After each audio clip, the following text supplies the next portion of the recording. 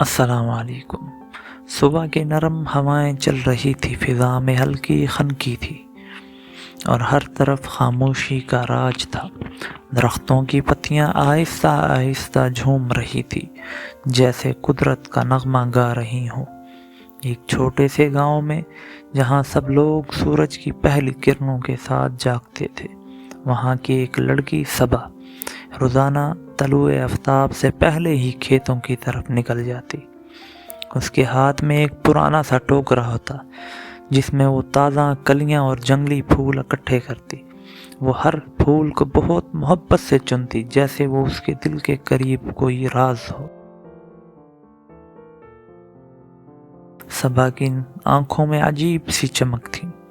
گاؤں کے سب لوگ اسے دیکھ کر مسکرا دیتے، کیونکہ اس کی موجودگی میں ایک سکون سا تھا۔ وہ درختوں کی چھاؤں میں بیٹھ کر ہوا کی سرسراہٹ سنتی، دور بہتے ندی کی آواز میں کھو جاتی۔ ایک دن جب صبح کا وقت تھا اور سورج آہستہ آہستہ اپنی کرنیں بکھیر رہا تھا، صبا نے ندی کے کنارے ایک اجنبی کو بیٹھے دیکھا۔ وہ نوجوان تھا، اس کی آنکھوں میں سوچوں کی گہرائی تھی۔ صبا نے ہچکچاتے ہوئے سلام کیا۔ السلام علیکم، آپ کون ہیں؟ یہاں پہلے تو کبھی نہیں دیکھا، صبا نے نرمی سے پوچھا۔ وعلیکم السلام، میں مسافر ہوں، راستہ بھٹک گیا تھا، یہ جگہ دل کو بھا گئی تو یہیں رک گیا، اجنبی نے مسکرا کر جواب دیا۔ دونوں کے درمیان خاموشی چھا گئی، مگر وہ خاموشی بوجھل نہیں تھی۔ ایسا لگا جیسے ہوا، درخت اور بہتی ندی سب ان کی گفتگو میں شریک ہوں۔ وقت گزرتا گیا۔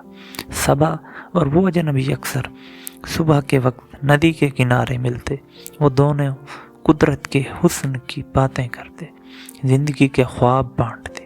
صبا کے دل میں آہستہ آہستہ ایک نیا احساس جنم لے رہا تھا، ایک ایسا احساس جس کی خوشبو ان جنگلوں میں پھولوں جیسی تھی جو وہ روز چنتی تھی۔ ایک دن وہ اجنبی بولا، صبا، میں کل یہاں سے جا رہا ہوں، میرا سفر باقی ہے، مگر اس گاؤں کی ہوا، تمہاری باتیں، یہ سب میرے دل میں ہمیشہ رہیں گی۔ صبا نے خاموشی سے سر جھکا لیا۔ اس کی آنکھوں میں ندی کی طرح خاموشی آنسو بہہ رہے تھے۔ صبا وہاں کھڑی رہی، ندی کی لہروں کو دیکھتی رہی۔ اس کی آنکھوں میں نہ سوال تھا نہ جواب، بس خاموشی تھی۔ اجنبی کے قدموں کی چاپ آہستہ آہستہ دور ہوتی گئی، یہاں تک کہ وہ آواز بھی ہوا میں گم ہو گئی۔ صبح کی نرم ہوا اب بھی چل رہی تھی، مگر آج اس میں ایک انکہی اداسی کی خوشبو شامل تھی۔ صبا کے ہاتھوں میں وہی پرانا سا ٹوکرا تھا جس میں چند کلیاں اور جنگلی پھول تھے۔